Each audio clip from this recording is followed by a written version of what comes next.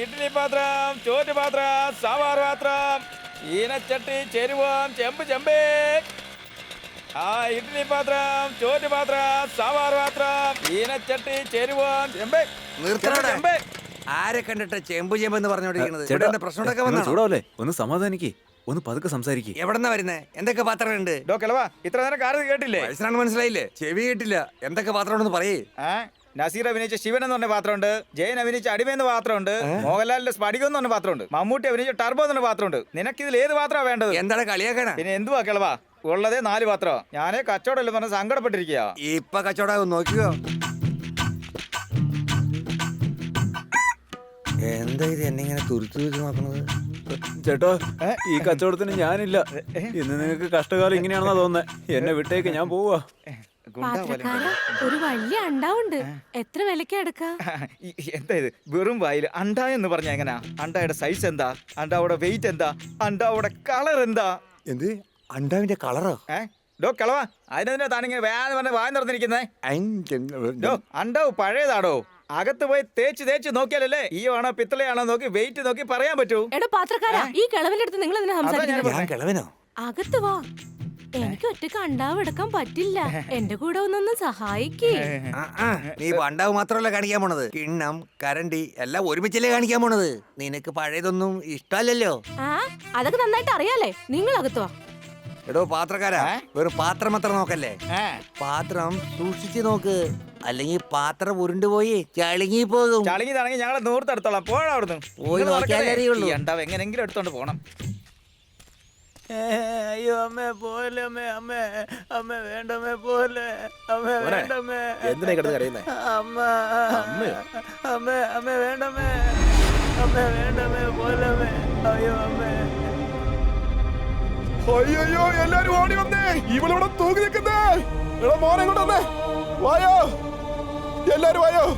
ഇവിടെ തൂങ്ങി നിൽക്കുക. ഒന്ന് നോക്ക്.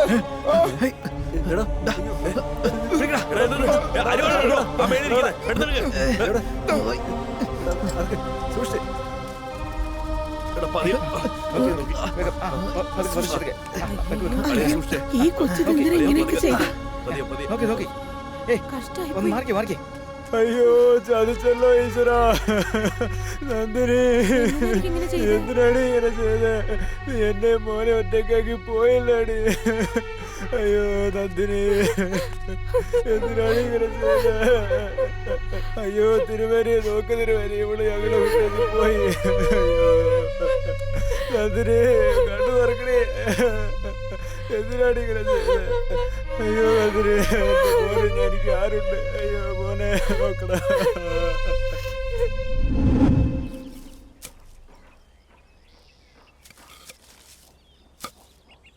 അതെ, എന്താണ് പണി?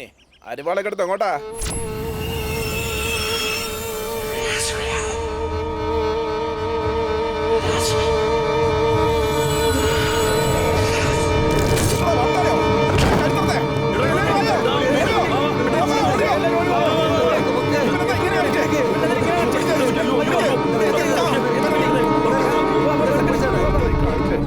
പൂജാരി പറഞ്ഞ പോലെ തന്നെ 3 ജീവൻ പോയല്ലോ.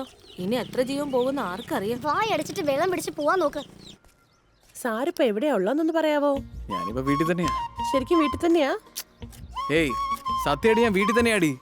എന്റെ കാര്യല്ലേ, വിശ്വസിക്കാൻ പറ്റത്തില്ല. അമ്മയുടെ കൈ ഫോൺ കൊടുത്തേ. അമ്മേ, നിങ്ങളുടെ മരുമോള് നിങ്ങളോട് എന്തോ പറയണമെന്ന് പറഞ്ഞേ, സംസാരിക്കേ. എന്താ മോളെ, എന്ത് പറ്റി? ഇന്ന് ജോലിക്ക് പോയില്ലേ? ഇല്ലമ്മേ, ഇന്ന് ലീവാ, വീട്ടിൽ തന്നെ ഉണ്ട്. അമ്മയെ പറ്റിച്ചിട്ട് അവൻ കറങ്ങാൻ പോവും. മോള് കണ്ടീഷൻ പറഞ്ഞ അന്ന് മുതൽ അവൻ ഈ വീട്ടിൽ തന്നെയുണ്ട്. പുറത്തൊന്നും പോകുന്ന പരിപാടിയില്ല. ചുറ്റിപ്പറ്റി നടന്ന് എന്നെ പ്രാന്താക്ക അവൻ. ശരി, ചായക്കടക്കാരൻ അറിഞ്ഞ ചീത്ത പറയും. വെക്കട്ടെ എന്നാ. ശരി അമ്മേ. എടാ, എന്താ ചുമ്മാ അവളെ വിളിച്ച് ശല്യപ്പെടുത്തുന്നേ? വല്ലപ്പോഴും അതൊന്ന് വീട്ടിലിരിക്കുന്നേ. ഫോൺ വിളിച്ചത് ഇതാ ഈ ഉള്ളി അരിഞ്ഞതാ. എന്ത്? ഞാൻ കട്ടിയാണെന്നാ? അമ്മേ, ആരോട് ഇന്ന് സംസാരിക്കണം? അറിഞ്ഞോടാണോ സംസാരിക്കുന്നേ? എന്നോടാണോ പണിയെടുക്കാൻ പറയുന്നേ? എടാ, ഈ സ്ഥാനത്ത് നിന്റെ അച്ഛനായിരുന്നെങ്കിൽ നിന്റെ കണ്ണില് കണ്ണീര് വരുന്നു പറഞ്ഞ് ഉള്ളി പോലും അറിയാൻ സമ്മതിക്കാറില്ല. അയ്യോ അമ്മേ, ദൈവമേ, ഈ ഉള്ളി മാത്രല്ല, അവിടെയുള്ള എല്ലാം ഞാൻ തന്നെ അറിഞ്ഞോളാം. ദയവ് ചെയ്ത് അങ്ങോട്ട് പോയി എന്താ നോക്കിയേ. പോ. ആ ഉള്ളി മൊത്തം അറിയണം. ഒപ്പ ഉരുളക്കിഴങ്ങൊന്ന് ചിരണ്ടിയൊക്കെ. എന്റെ അമ്മോ, എടാ വലിയ കഷ്ണായി അരിയണ്ട, ചെറുതാക്കി അരിയണം കേട്ടോ. ശരി, ഞാൻ കട്ട് ചെയ്തോളാം. നിങ്ങൾ ആദ്യം കാശ് ദാ വരണു.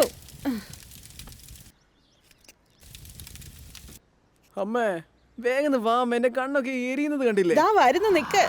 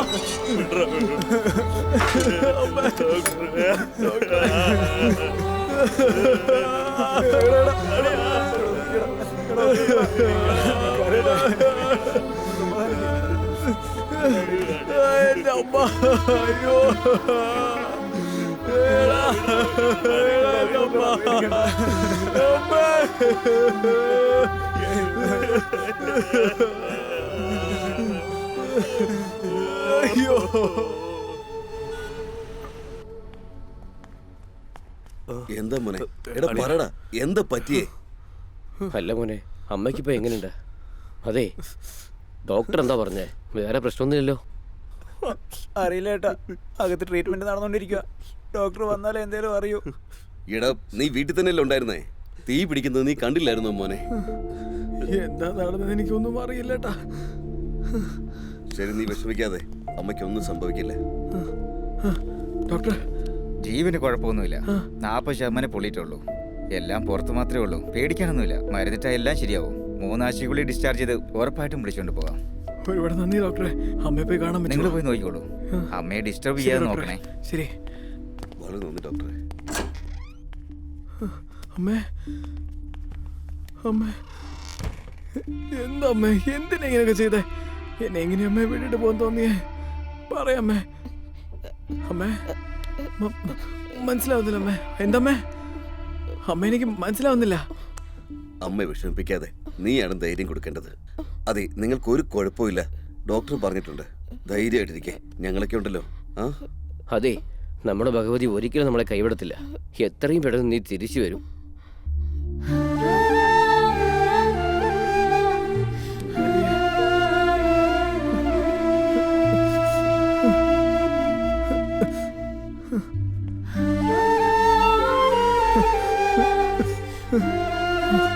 എനിക്കൊന്നും സംഭവിക്കില്ല അമ്മേ.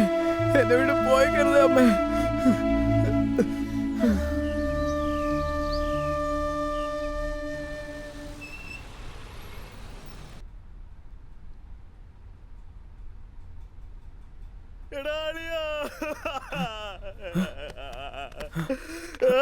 അമ്മ മരിച്ചടാ.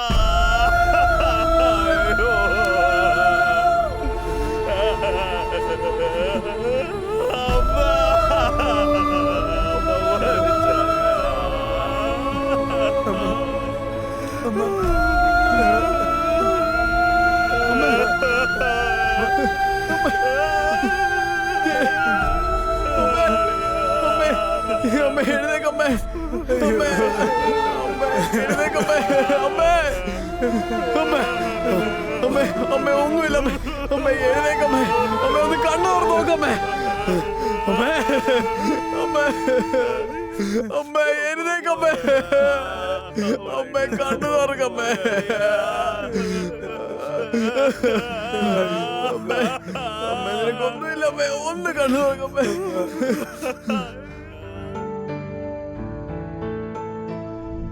എങ്ങനെയാണ് നിന്റെ നാക്ക് ബ്ലൂ ആയേ? നാക്ക് നീട്ടിക്കേ.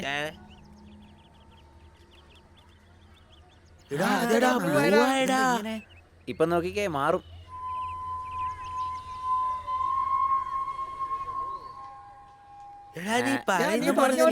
എഴുന്നേക്കടാ. എത്ര തവണ പറഞ്ഞാലും മനസ്സിലാവില്ലേ? വീട്ടിൽ പൂജ ചെയ്തിട്ട് ഭസ്മം നോക്കിട്ട് കാണുന്നില്ല. അതെടുത്തിട്ട് വന്ന് നീ എന്തീ കാണിക്കുന്നേ? അതാ വായിലെന്ന് വെച്ചേക്കുന്നേ. വായ തുറക്ക്, വായ തുറക്കടാ, വായ തുറക്ക്.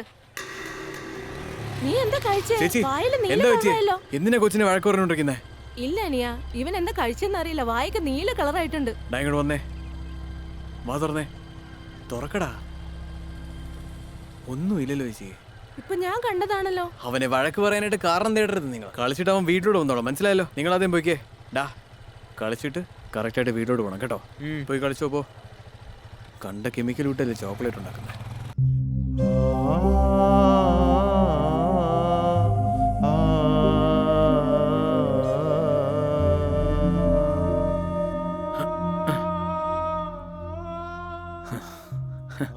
മനസ്സിലായമ്മേ, ഭസ്മല്ലേ, ഞാൻ വായിലിട്ടോടാം.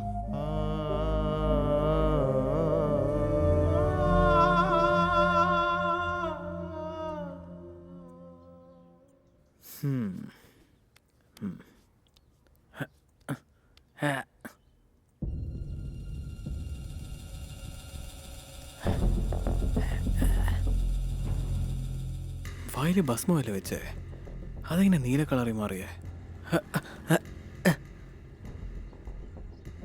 ഇപ്പോഴല്ലേ കണ്ടേ, അതിനുള്ള എങ്ങനെ പോയേ?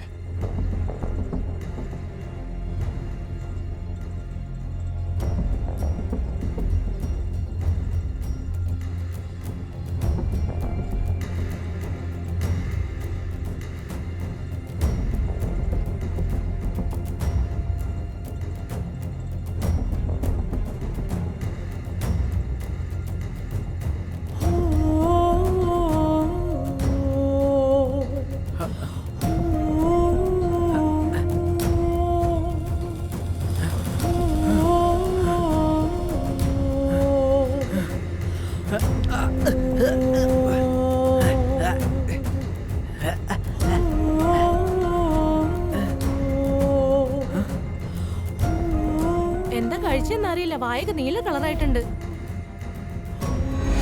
എന്താ മോനെ നീ ഇങ്ങനെ വന്ന് ഭസ്മം എടുത്ത് ഒന്നും പറയാതെ അങ്ങ് പോകുന്നേ?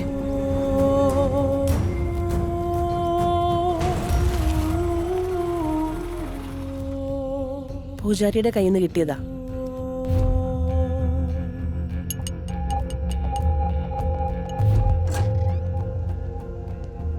Hello, good morning.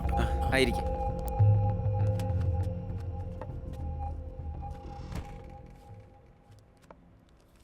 നിങ്ങൾ തന്നെ പാസ്പോർട്ട് ടെസ്റ്റ് ചെയ്ത് നോക്കിയപ്പോൾ സൂയിസൈഡ് കില്ലർ എന്ന് പറയുന്ന കൊടിയ വിഷം ഇതിനകത്ത് കലർന്നിട്ടുണ്ട്. സൂയിസൈഡ് കില്ലറോ? ഇത് ലോകത്ത് മുഴുവനായി ബാൻ ചെയ്തിട്ടുള്ള മരുന്നാണ്. പൊതുവായി ഈ മരുന്ന് എന്തിനാ ഉപയോഗിക്കുന്നതെന്ന് ചോദിച്ചാൽ, സാധാരണയായിട്ട് ആത്മഹത്യ പ്രേരണ അവർക്ക് എങ്ങനെ വരുന്നു എന്ന് ചോദിച്ചാൽ, അവരുടെ കുടുംബ സാഹചര്യം, അവരുടെ കടം, വീട്ടിലെ പ്രശ്നങ്ങൾ, ഇത് കാരണമാണ് ഉണ്ടാവുന്നത്. പക്ഷേ ഈ മരുന്ന് ആവശ്യമില്ലാതെ ആര് കഴിക്കുന്നുവോ, ഈ മരുന്നിൻ്റെ 3% അവരുടെ ശരീരത്തിൽ ചെന്ന ഉടനെ അവർക്ക് ആത്മഹത്യ ചെയ്യണമെന്നുള്ള പ്രേരണ ഈ മരുന്ന് ഉണ്ടാക്കിയെടുക്കും. ഇത് നോർമലായിട്ട് പല നാടുകളിൽ മിലിറ്ററി ഓപ്പറേഷനിലും കൽക്കരി ഖനികളിലും യൂസ് ചെയ്യുന്നിട്ടാണ് കേട്ടിട്ടുള്ളത്. ഞാൻ ആലോചിക്കുന്നത് ഈ മരുന്ന് എങ്ങനെ നിങ്ങളുടെ നാട്ടിലെത്തിയെന്നുള്ളതാണ് എനിക്ക് മനസ്സിലാവാത്തത്. കാരണം ഇത് സാധാരണ മനുഷ്യരുടെ കയ്യിൽ കിട്ടാൻ ചാൻസേ ഇല്ല. തൻ്റെ അമ്മ മരിക്കാനും ഈ മരുന്നാണ് 100% കാരണം. ഗ്രാമത്തിൽ ഈ ഭസ്മം വിതരണം ചെയ്ത ആളോട് ചോദിച്ചാൽ എല്ലാ സത്യവും നിങ്ങൾക്ക് മനസ്സിലാവും.